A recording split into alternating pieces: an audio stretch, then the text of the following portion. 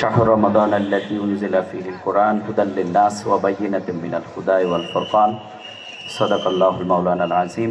আজকের এই ইফতার মাহফিলের উপস্থিত আছেন আমাদের সকলের শ্রদ্ধেয় বিশ্ব ইসলামী আন্দোলনের অন্যতম নেতা, আমাদের শ্রদ্ধেয় আমির জামাত ডক্টর শফিকুর রহমান, উপস্থিত শ্রদ্ধেয় সম্মানিত নেতৃবৃন্দ, সম্মানিত রোজাদার ভাইয়েরা।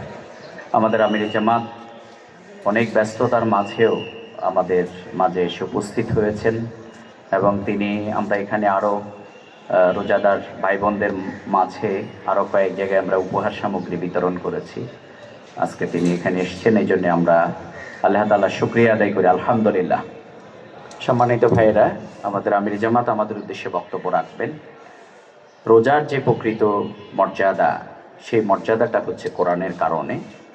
আর আল্লাহ তাআলা এই রমাদানের এই শ্রেষ্ঠত্ব এবং এটিকে যদি একটি যে তাকওয়ার কথা আমাদেরকে বলেছেন, লাআল্লাকুম তাত্তাকুন, আমরা এটিকে যদি 12 মাস ব্যাপী নিয়ে যেতে চাই, আমরা এই তাকওয়াটাকে যদি আমাদের জীবনের সর্বত্র নিয়ে যেতে চাই, সেই প্র্যাকটিসটাই কিন্তু আল্লাহ তাআলা আমাদেরকে দিয়ে এখন করাচ্ছেন।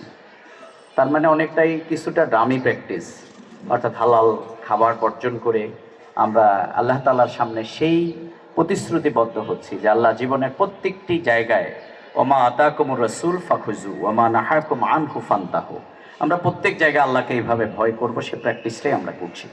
আর সেই প্র্যাকটিসটা যদি আপনি সমাজের রাজনীতি, অর্থনীতি, সমাজনীতি সর্বত্র করতে চান, সর্বত্র প্রতিষ্ঠা করতে চান, তাহলে কোরআনের আইনটাকে প্রতিষ্ঠা করতে হবে, নাকি বলেন?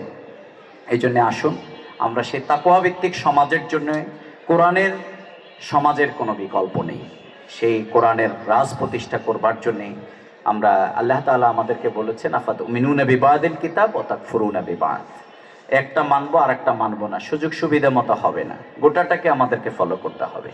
আর সেটিকে যদি সংসদ থেকে কুড়িঘর পর্যন্ত সমাজের সর্বত্র যদি প্রতিষ্ঠা করতে হয়, তাহলে কোরআনকে রাষ্ট্রীয়ভাবে নিয়ে যেতে হবে।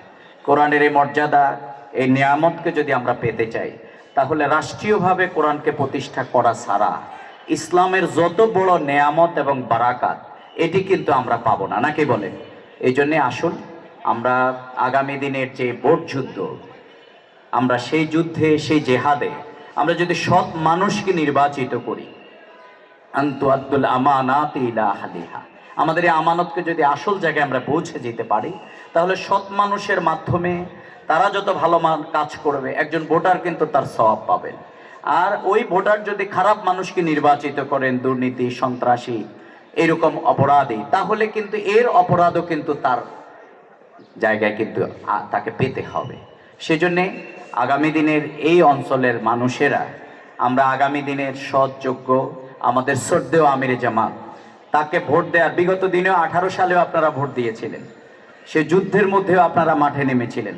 আগামী দিন ইনশাআল্লাহ এই জায়গায় আমাদের শ্রদ্ধেয় আমির জামাতকে আমরা বিপুল ভোটের ব্যবধানে আমরা বিজয় করব ইনশাআল্লাহ। এবং সেই কোরআনের সমাজ বিনির্মাণের জন্য আসুন আমরা শপথবদ্ধ হই।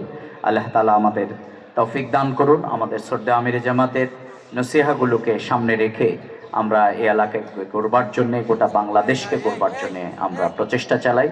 আল্লাহ তাআলার কাছে সেই তৌফিক কামনা করে আমার কথা শেষ করছি। আসসালামু আলাইকুম ওয়া রাহমাতুল্লাহি ওয়া বারাকাতুহু।